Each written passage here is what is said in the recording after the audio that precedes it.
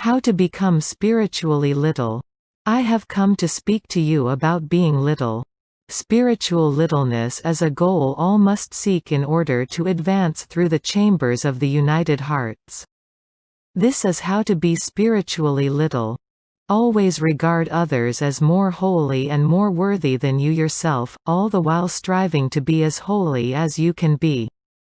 Do not seek to be great or important in the eyes of men, but in the eyes of God, that is, surrender reputation and popularity seeking only to do God's will.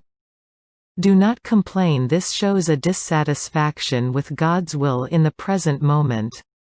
This is also true of impatience.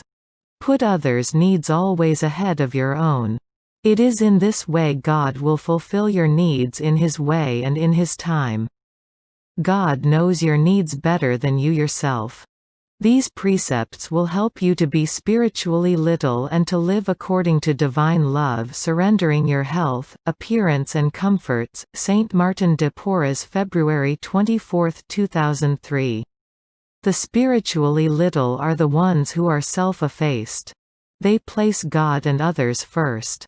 In this way they take holy love a step farther, for they love their neighbor more than self. The spiritually little take delight in little things, such as the hand of God in nature, the gift of life from heaven, the very conveniences God provides for them. Such souls are not intent on their own way or on their own opinions. They desire only what God chooses for them. The spiritually little never seek out recognition, acclaim or prestige in the eyes of man. These souls recognize that the only opinion of value is God's opinion of them. Souls such as these desire hiddenness. Their spirituality is clothed in the hidden life they share only with me. The ones who try to appear holy in the eyes of others have not discovered genuine holiness. The truly holy little one never announces the graces he receives from heaven. He always desires others be considered more holy than himself. Jesus, November 8, 2004. I have come to help you see that the spiritually little desire only to go unnoticed.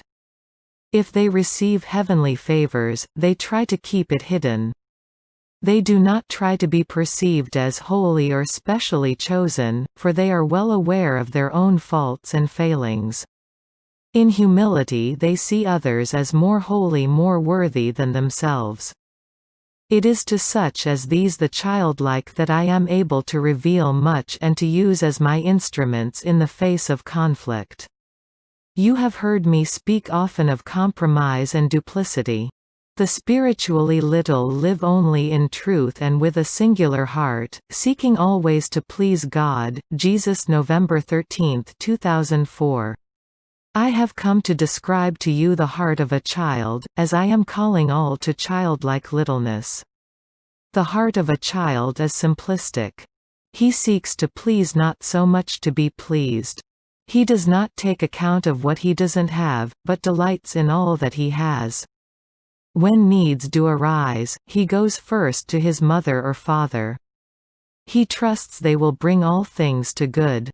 Those who seek spiritual littleness must not be quarrelsome or hold grudges. They must not be the fault-finders but make allowances whenever possible. Like the child, they should take complaints to heaven's helpers first, my mother or me. Then, in humility, they should stand back and wait for heaven to act. If they find themselves in a place of leadership where it is their job to correct, then the correction must be with holy love. Love does not accuse, but reminds. Jesus, May 12, 2005.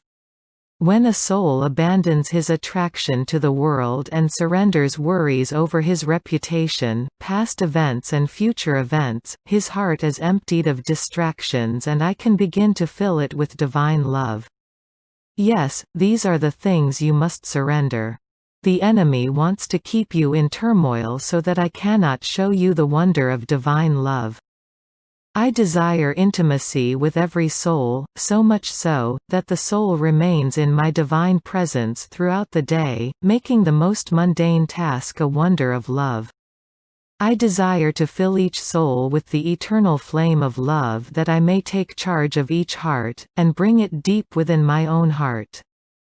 The quickest path to the depths of my heart, the soul that is immersed most easily and readily in the will of my Father, is the soul that is childlike. This is something that cannot be learned, but must be practiced to be experienced. The spiritually little have abandoned themselves to God's will and His provision with a childlike trust. These children always share my presence and do not fear.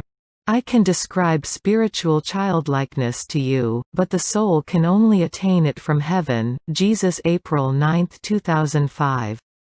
Spiritual littleness comes only as the soul surrenders to humility and self-effacement. Therefore, understand that it is a cooperation between grace and human effort that results in childlike littleness. Those who seek to be recognized as holy are opposing the grace of littleness with their free will. They are, in fact, deep into spiritual pride.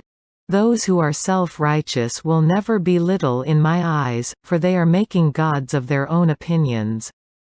Those who hold grudges are allowing unforgiveness to become like a god. If they ask me, I will help them to forgive. Spiritual littleness requires humble surrender, humble trust and complete self-effacement, making all others more important than self.